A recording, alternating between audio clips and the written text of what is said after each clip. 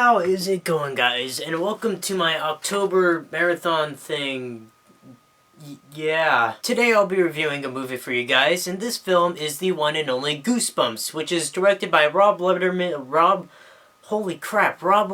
and stars Jack Black. And for those of you who have no idea what Goosebumps is and have lived under a rock for most of your life, basically Goosebumps is a best-selling book series written by the one and only R.L. Stine, which I am a huge fan of. I remember being a kid, and I actually remember the first day I first heard of Goosebumps, and it creeped me out. And since then, I have collected every book, every DVD, every spin-off series, every Series 2000, every Give Yourself Goosebumps. You know, I've even collected all of R.L. Stine's work, pretty much. I am a huge fan of Goosebumps, and I'm sure if you guys have seen my movie night video for Goosebumps, I showed you off my collection. This is my Goosebumps collection right here.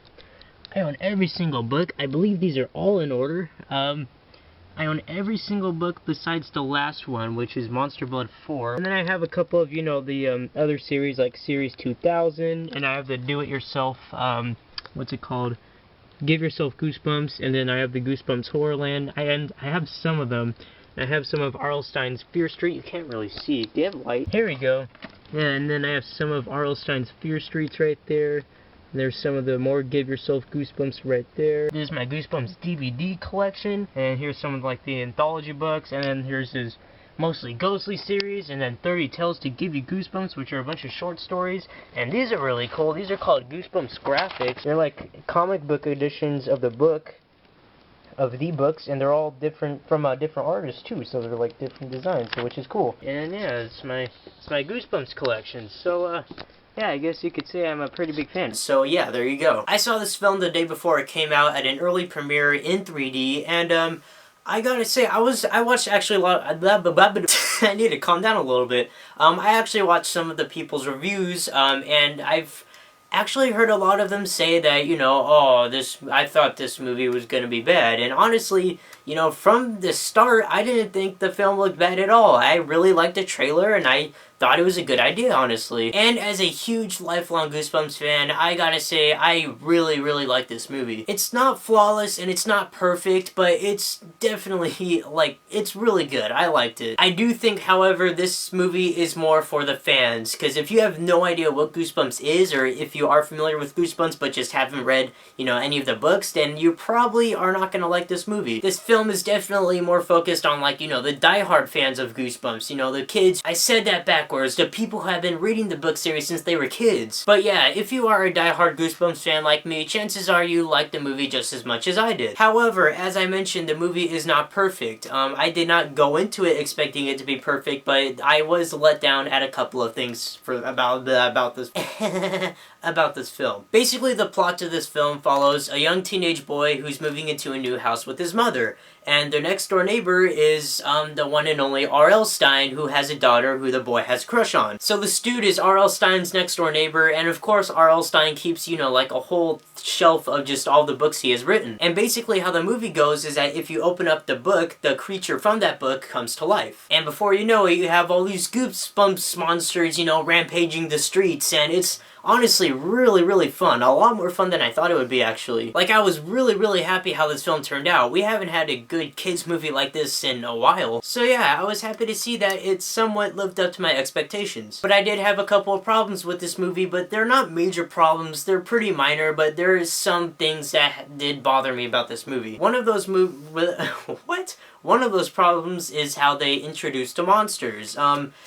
Yes, technically, I guess you could say that it does show all of the monsters, but they kind of cheated on how they did it. Basically, they focus on like 5 main monsters, and you know, those 5 main monsters are pretty much shown in the trailer, so you already know, like, you know, the main monsters they're gonna focus on. And they do technically show all the other monsters, but they get very little screen time. Like, I was expecting, you know, like the Scarecrow or the Executioner from the Night in Terror Tower, the Haunted Mask, the Headless Ghost, Horrorland, you know, Monster Blood. Like, that stuff, I guess, technically is in the film, but they are rarely shown. Like, you kind of have to, like, watch the film twice in order to see all the monsters. And really, all the monsters, besides the main ones, only get, like, a second of screen time. Like, literally, they only show them for, like, a good second. Like, there'll be a part where you go, oh, hey, there's the Scarecrow, oh, hey, there's the Executioner, but, you know, they're barely in it, and I kind of honestly wanted to see more of them. I mean, that's just me. Maybe I'm just being a little bit more picky, but if I were to make the movie, I would make it so that, you know,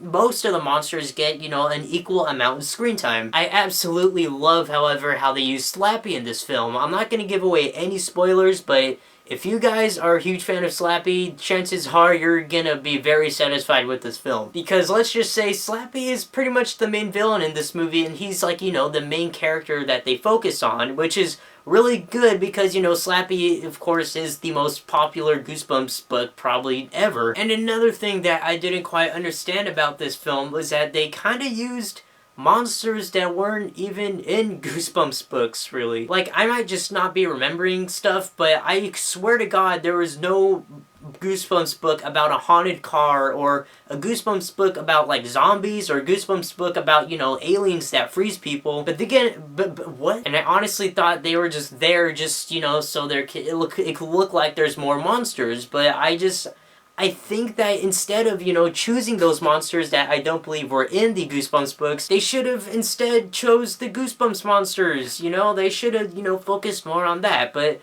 again, I'm just being very picky. These are very minor things. I was really surprised at how Jack Black played R.L. Stine in this film. I thought he was pretty great. My favorite character, though, is Champ. I mentioned this in my movie night. Champ is my favorite character. That dude's really funny. In fact, Slappy in the movie is pretty funny too. I actually kind of laughed out loud at a couple of parts where Slappy was being Slappy. And I did notice a couple of strange things in this film. For example, I didn't see any of the Horrorland monsters or the monsters from Calling All Creeps at all in this film.